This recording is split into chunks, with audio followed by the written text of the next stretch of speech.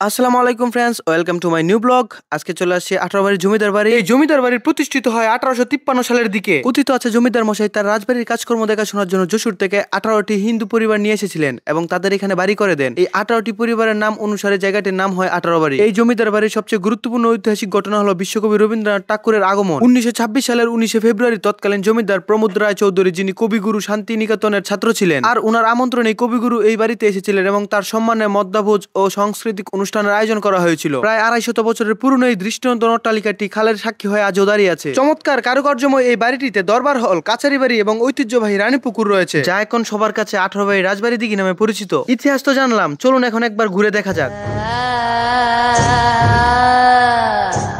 জমিদার বাড়ির ভিতরের প্রতিটা রুম ছিল হান্টার প্লেসের মতো, আর প্রতিটা রুমের ভিতরে ছিল বাদুড়ে টাসা। আর বাদুড়ে টাসা রুমের পাশে দাঁড়িয়ে জায়গাটাকে কিছুক্ষণ উপভোগ করলাম। আর আমরা চিন্তা করছিলাম এখান থেকে লাফিয়ে নামবো নাকি গাছের শিকড় বেয়ে নামবো। যাক, অবশেষে আমরা সিঁড়ি পেয়ে গেছি এবং সিঁড়ি দিয়ে আমরা নিচে নেমে গেছি। আর ভুতুরে সিঁড়িগুলো দিয়ে নামার সময় অনুভূতিটা ছিল এরকম, যেন দেয়ালের চারপাশ থেকে কেউ যেন আমাদের ডাকছে।